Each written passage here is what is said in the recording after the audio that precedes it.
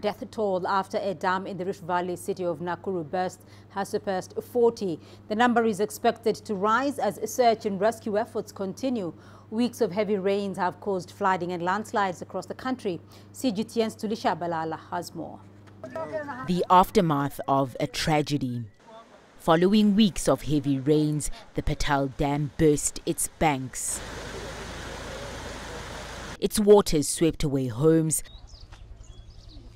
power lines and infrastructure, leaving thousands of people displaced.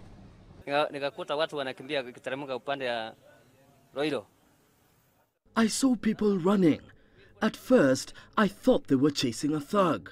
When I pulled over and stopped my motorbike, I heard loud noises coming from the mountains. I thought there were explosions or gunfire. I didn't realize it was the sound of buildings being destroyed and swept away. Most of the victims were asleep at the time. Emergency teams from the public and private sector have joined forces, as scores of residents are still missing.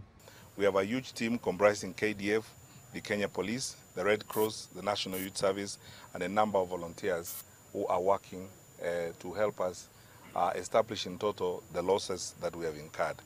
I am afraid that we may have lost probably more lives.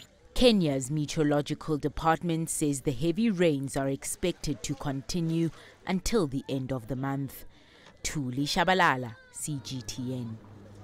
CGTN's Voldi Karese is following that story. She's joining me live now from Nakuru County, where that incident occurred. Voldi, what's the latest on the ground? Is there more clarity now on the number of casualties? Well, Beatrice, the Red Cross is still putting that number at 45. 4 people are hospitalized. There's about 500 families this evening being housed at a local school. The school was also affected when the dam burst its banks, but they have tried to convert 2 of those classrooms into temporary shelters. They're saying what they will do is distribute tents tomorrow and food items to the affected families. We were there a little while ago when they were having supper, and that ongoing rain that you just mentioned is actually hampering rescue efforts here. As you mentioned, Kenya Defence Forces soldiers are on the ground. They're digging through mud that is, wading through mud that is about thigh high, and the constant rains here, intermittent rains, makes that task very, very difficult and nearly impossible in some of the places to access. As you've just heard, the death toll is expected to rise in coming days as the damage is assessed, as the rescue workers go out and see. Officially, the Red Cross says that they're trying to trace 5 people. Now, one of them is 4-year-old James. I spoke to his mother, Rebecca Kamar, a short while ago. She was at work last night when the dam burst its banks, heard the news, came rushing back, and when she came to where her house once stood, all she saw was water.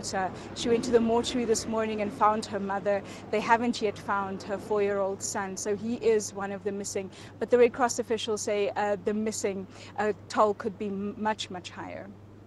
So that toll could be much higher, Voldi there. What's the response like now? Are we still at the search and rescue stage, or is it now search and recovery? What's the police and the KDF and the Internal Security Ministry, what are they doing?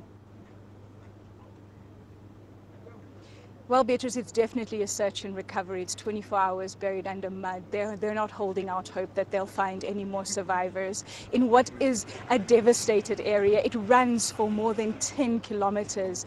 Some of it is so deep that KDF soldiers can't even access it.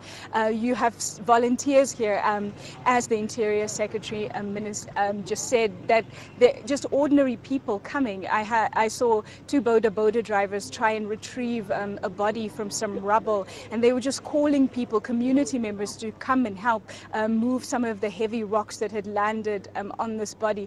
The kind of bodies they are finding, they're mangled. Some of them are unrecognizable. It's going to take days and maybe weeks for families to try and trace the people that they lost in the raging waters.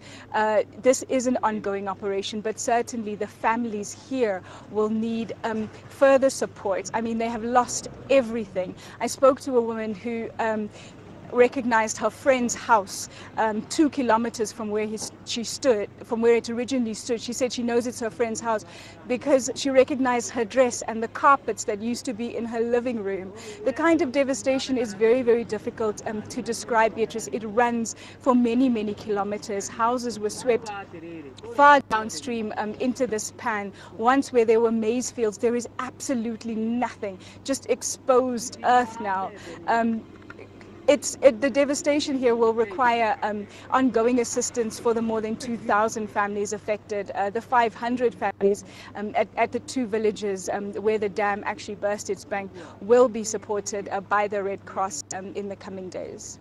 Right, quite a tragedy there in Nakuru County in Kenya. Voldi Karese following that story for us.